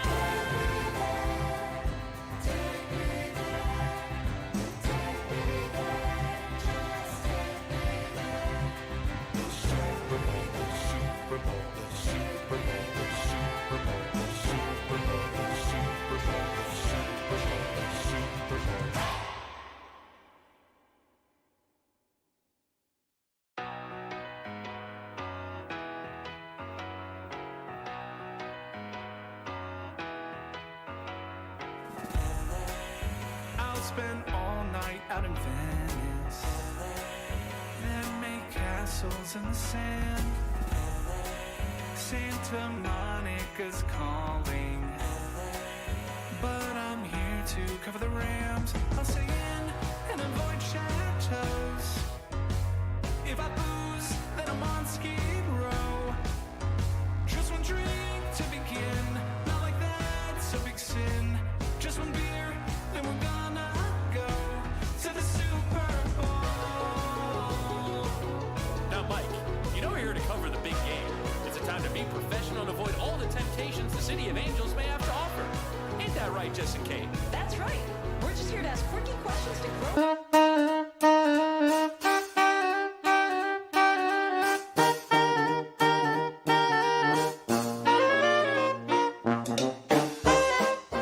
That's right, it's time for Against the Spread. And it's brought to you by our friends at DraftKings. DraftKings, the crown is yours. Mike, kick us off. Headed out to the ice. I like the way that the Washington Capitals have bounced after this Four Nations break.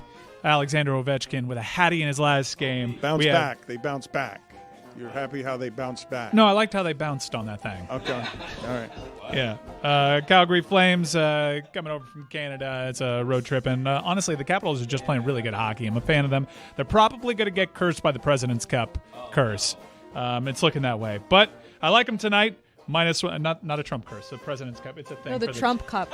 Yeah. It was the Biden Cup. Is it no longer the Biden Cup? Does it change names? Wouldn't it? It's the president. Well, it was invented under minus 1.5 caps. Against the Spread. Billy, bring us home. I'm going to take the Ducks plus 1.5 against the Sabres. The Sabres are in last place in their conference. Now, granted, they had a big win against the Rangers last game, 8-2, and they would have covered against the Preds also, where they won 6-4 if that was a 1.5 point spread. But I'm 2-0 when I go Ducks this year. So 1.5 goal, not point. 1.5 goal. No, there's points in hockey. It's goals. And then there's minuses in the. It's a puck line. Okay, I'm sorry, bouncing on over here. Anyways, I had your back. Yes, and jeez Louise. Well, Ducks fly together. I'm going to take the Anaheim Ducks today, plus 1.5 against the Buffalo Sabres. I also like against the spread. I like how they bounce after the All-Star Yeah, break. same. Nice little performance against Boston. They're actually not Put up that a bunch of far off points in the playoff standings. Yeah. I liked it better when Tony and Ron McGill were not friends. I liked it better when they were enemies and Ron was blocking his shot. But I do like that Tony celebrated one of our most popular guests ever, and it is... Happy birthday to him. I don't care.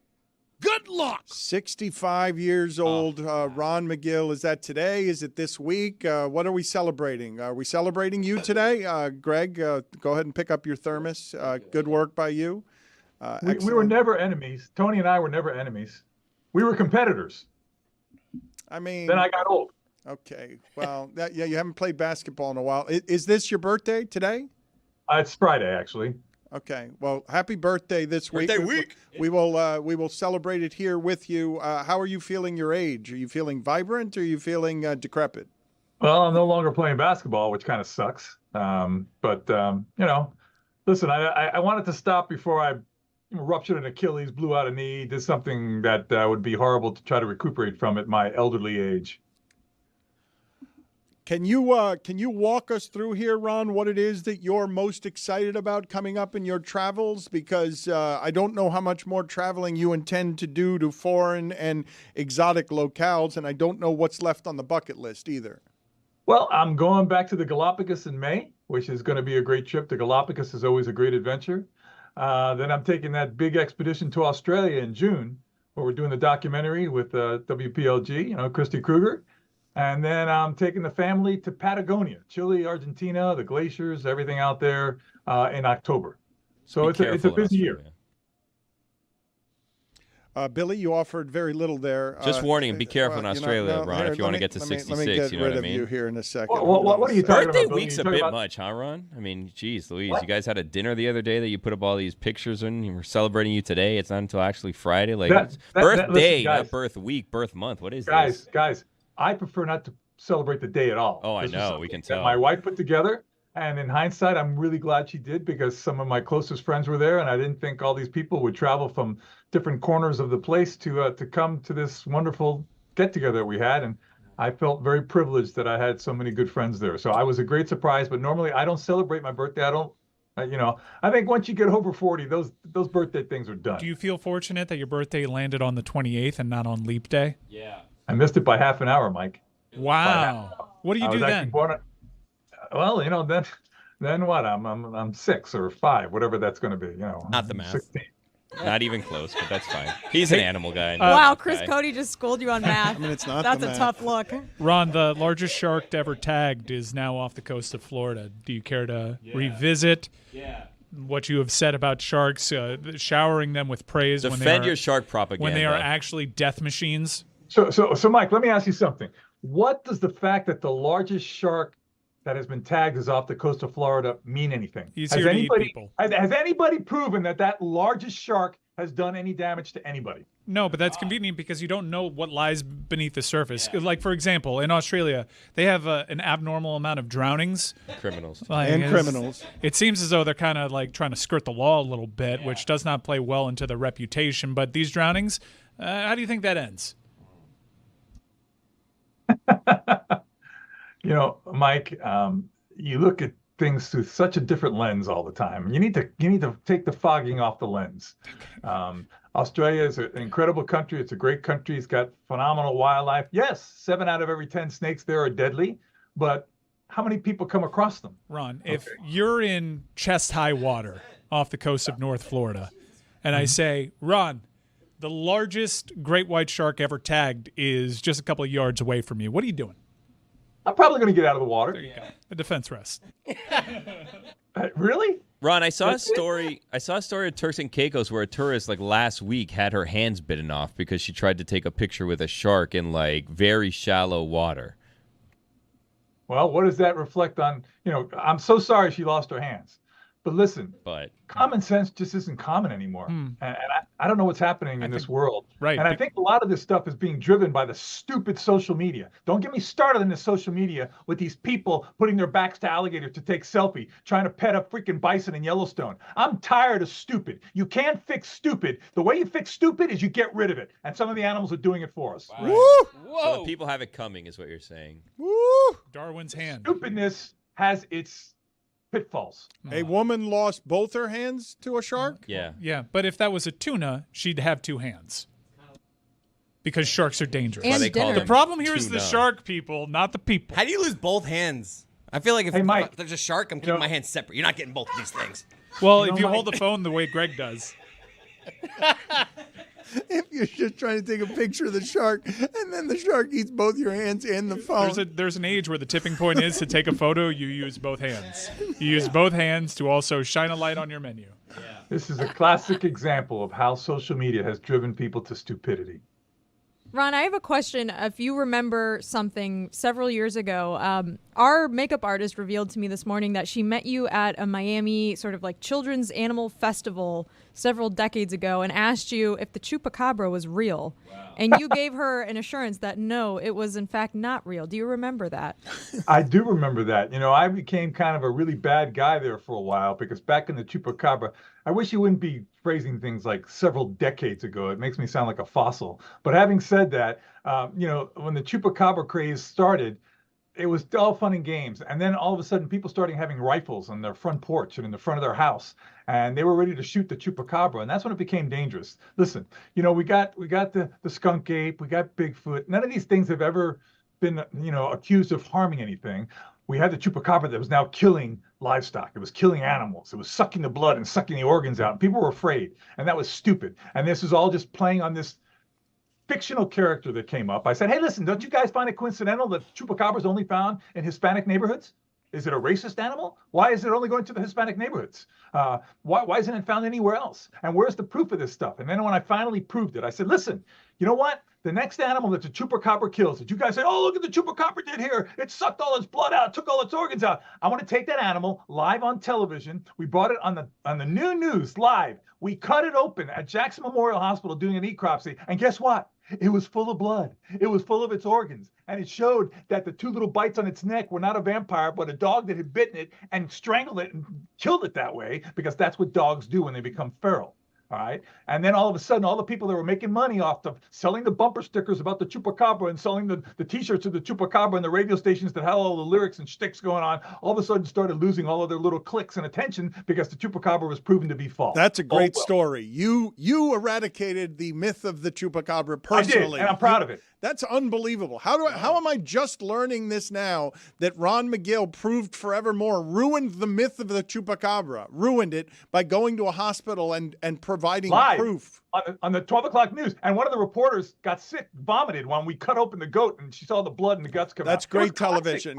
Great television, Ron. It was great television. It was great but it proved to these fools who are all caught up in this, oh my God. You know, I remember when I first went out there, the police were out there, the news stations were out there, and I said, oh no, this is dog. Look, these are all dog tracks. And then, you know, una abuela, she was over there on her porch, and she goes, no, era grande con los ojos rojos y tenía fuego y las alas grandes. And all the cameras went right to her because here's this, you know. Well, she's saying in Spanish that the thing had giant wings and was breathing flames. That too. Yeah. Like, yes, that probably was. Ron. Yeah, well, they captioned that on that. That came on the news, and they put the little captions, so they subtitled for her about, oh my God, it had the red eyes and the big wings, and I saw it fly away myself with my own 2 eyes. It exists. So who's not going to believe Grandma Abuelita? Okay, instead of the goof Ron McGill from the zoo, who's trying to put some common sense into people. But no, common sense doesn't sell bumper stickers. It doesn't sell fear. It doesn't sell T-shirts. So that's what they went with. That's the society we live in today. That's right, Dan. That's right. Close your eyes and shake your head. That's the society. You probably contribute to that crap. No, you probably would be one of the big. He definitely did. I remember. Yeah. You saw the fire wings. Yeah.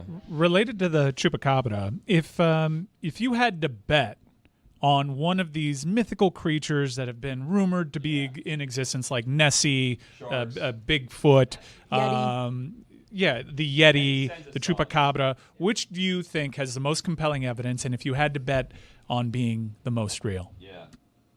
It would have to be something in the ocean, because we have not been able to explore the ocean. I mean, you know, we've done some minor exploration, but when you think about the capacity, the size of the ocean, the depth of the ocean, places that we have not been able to go, I wouldn't be surprised for some mythical beast, if you want to quote unquote phrase it that way. existing down that low, and a place that still is yet to be. Listen, we know less about the ocean than we know about the moon, guys. So in the ocean, I would have a much broader open-mindedness regarding, a mythical creature that could possibly still exist there. Ron, you've been to Africa how many times? 50, 55? 54. Okay. You know all about safari tours, the legality of it, the responsibility of it. What's your reaction to this headline? New Jersey man sues safari tour operator after rampaging hippo killed his wife in Africa. Horrifically tragic. I feel terrible for that person. But anyone who goes to Africa, at least any responsible tour operator, makes it very clear. You sign a waiver that says, listen, you're going in with dangerous animals. Again, guys, this is not the safari ride at Disney. Dan knows that well. Dan's been next to me. Well, these animals come right next to us. If you don't act properly, if you get charged, these are things that can happen. Now, Dan's probably thinking back, hey, Ron, why didn't you tell me this could have happened back then? I did tell you that could happen, probably not going to happen, but it's a risk we take. It's a risk we take when we get in our car every day we drive to work. How many people are getting killed every day on the road in car wrecks? Guys. It's not a risk that I'm going to be driving in my car and get hit by a buffalo. That's not a risk. Dan? I don't have that risk here. Sounds like Dan. Ron said she had it coming also. That's also. I did not say she had it coming. Yeah, you're an animal apologist. Like, all these animals are out here murdering people, and you're finding excuses why it's okay for all of them. The chupacabra was fine. The sharks biting people, they deserve it. Dan, Women why should did you be attack that gored. woman? Animals are defending themselves. Yeah. They're defending their territory. Not If sharks. people would stop threatening them. Sharks are invading our land. Hippo does what a hippo does. Mm-hmm. Ever heard of land sharks? Wow, Billy. Fins up. Wow, Billy. Ron, Wow. Ron, which animal would you like to kill you? We've done this, I think, with him. If it had to be any animal, it would probably be one of the big cats, a tiger, a lion, because it just bites you in the neck and it's over very quickly. Is that over quickly? Listen, let's talk about something better. Hey, Mike, how about those Cyclones, brother? Yeah. Whoosh. How about those Cyclones? Whoosh. Did you watch yesterday? I did not watch yesterday. We got a dub. We won. Oh, We I beat the got another defending one. champ Those Chargers. guys- Those guys were rocking. Listen, you did a great job in that draft, brother. Those guys came back. They Hear took that, it Billy? all down. The Cyclones are for real We are this year. back. You're an Iñaki guy, huh? How about Iñaki, number 69 Iñaki in your was a in the program, but not 69 in your hearts? No, it's fantastic to watch these guys play because finally they're playing some offense. Instead of this, volley back and forth, wait for somebody to make a stupid mistake, these guys are starting to take chances. They're going in at it. No more I patty love it, cake. man. It was great. Ron, I want to play a game with you called Animal Cruelty or Funny. Okay. We're at a horse ranch here, and there's a human wearing a horse head, and he takes it off, and the horse gets really scared and runs away. The horse thinks he's talking to a horse, and then the human takes off the mask, and then the horse says, "Hey, you're not a horse!" That's Ah! just And he runs away. Truly horrifying practical joke. Is that animal cruelty or funny? I'm gonna lean towards cruelty. Oh, come on, that's good. That's good comedy. Who's that dumb horse? That's a unicorn head. That horse should know it was The fake. horse is in distress. It's sad. So that's It is- cruel. It is. It got a little stress there, and anytime you stress out an animal for the sake of humor, I call that animal cruelty. See, once again, always defending animals. How about this? How about this video here of some birds? You tell me these birds are circling a tombstone here. Does this feel haunting to you? What's Is this happening the same here? game? Animal cruelty or funny? No, these are turkeys that are kind of going after each other as part of this whole. Oh, they're playing tag? That's the lamest game of tag ever. How's Harris feel It's about just, that? it's just, it's turkeys. Turkeys do these things. And that's not animal cruelty. That's actually kind of funny because that's nothing that was inspired by us. Ron, happy birthday! It's like it's a euphemism for the election. Thank you. Good seeing you, Ron. I do enjoy Greg saying, "How does Harris feel about that?" I'm guessing that Harris doesn't love that his or her tombstone is Being circled by turkeys. is being frolicked on by turkeys. Hey, send me that graphic, man. I like that graphic. Thanks for working on that graphic. I like it. Send it to me so I can save it for my scrapbook. Thanks. Ron, first of all, happy birthday. Also, I was at the zoo the other day, and I don't mean to cause trouble for you or make people not want to go to the zoo, but I was in the aviary, and there was a large bird that was like on the steps going up to like one of the levels in the aviary, and I was with my daughters and my wife, and I was walking down, so I thought I'd be like the brave dad that just like walks past the bird, so it kind of like shoos away, flies away, whatever, we can go, and it pecked at me, and luckily I didn't get hurt because it pecked at my sock, but you have some out-of-control birds in that aviary. They're just pecking at people if they try to walk by when they're on the walking path. What should I have done in that case? Peck back. Peck of dirt. Continue walking. It's not a fatal peck.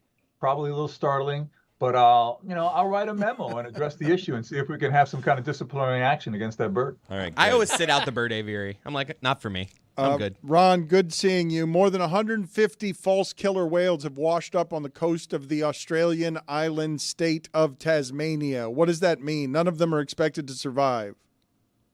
That's usually what happens when these whales beach themselves. There's something wrong, either physically with them or something in the environment. It's almost like a form of suicide in a way. And it's a tragic thing, but these beachings with whales have happened across the millennium, and nobody really knows why. A charming dismount. Just thank you so much for that. Happy note to end my What's segment. a false killer whale? Like accused but not convicted? I'll talk to you guys next week. See you later, Ron. Bye. Good seeing you, as always. I wanted to ask him about the Luka Doncic defensive metrics. You see they're third in defense since the acquisition? Wow. Who had that? That doesn't seem like something that would be sustainable. It's surprising that in this small sample it's been third. Wouldn't everyone simply assume that if Luka and LeBron James at 40 are going to be on the court at the same time, it's going to be very hard to find any three defenders in the world who are going to make that a good defense?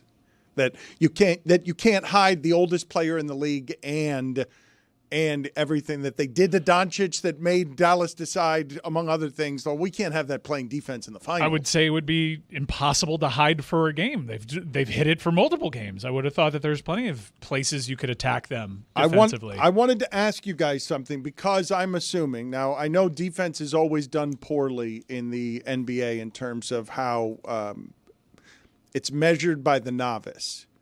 But I'm assuming when you have Anthony Davis that you have a better chance of being good defensively than if you don't have Anthony Davis. And the Lakers, I think everyone can agree with that, even if they don't know anything about defense. The thing I wanted to ask you about Anthony Davis is that if any of you have seen that he has a new show on Max, Anthony Davis, Foul Play. It is a prank show. About birds? It is not about birds. Are you pranking me? I am not pranking you. There's a new show that I assume Had to be a playoff brow something. I can't believe that. it was off of, I'm assuming, before he was traded to the Mavs. I'm guessing this was all put together in some sort of production deal on the side with the Lakers. Hey, Anthony Davis, you've shown very little personality over your career. You want an entire prank show? Sure. We'll just put your name on it and then make people think that you're more famous than you actually are. In his defense, we didn't really know much about Ashton Kutcher before he did his prank show. Well, the thing I wanted to ask you is I don't feel like you can go wrong with a prank show. I feel if you give me a prank show, I'll watch it for 9 minutes. Sure. I'll give you one prank of a chance to get me with a prank show. A prank show always works, does it not? I feel like my dad could not host a prank show. He's teaming up with Impractical Jokers. He is teaming up. That's part of what it is that they're doing on Max's Foul Play. I've done some digging, and I found perhaps a player that you could pair with LeBron and Luka to make it a good defense. Now, they've been the number one scoring team, and they've also had the number one defense over the last 17 games, and they've been third since trading away Anthony Davis. However, there's this player, Jared Vanderbilt, who is essential to their defense because they have a defensive rating of 110.7 with him on the court, but one of 116 points without him on the court. So when he's on the court helping their defense, it certainly hides the issues that you would assume would be there with LeBron at 40 and Luka. And he gets pranked in episode 1, apparently. Do you think Anthony Davis thought that the trade was part of the prank show when he found out about it? That's a good question. Is this the pilot? I only saw episode 1, so I don't know if there are more. It was with Was it good? With D'Angelo Russell. I heard Cameron Brink was in it, too. Yes. By heard, I mean I just read that in the Sports Business Journal. That is correct. I am not willing to say that Vanderbilt is the reason that they are good at defense. I'm going to say it's because they played Charlotte in the first game. They also played Denver. That one was confusing to me because I saw that Jokic went like 2 for 7 from the field and had 12 points. When Anthony Davis is supposed to be the guy that stops I'm like, him. what the hell? I didn't even understand that box score. When I saw it, that is the worst game in a box score I've ever seen Jokic have.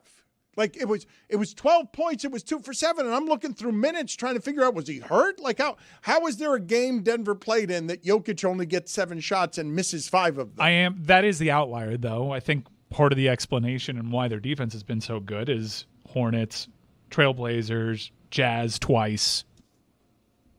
Well, that would certainly boost that defensive rating. It should be called Anthony Davis's highbrow humor.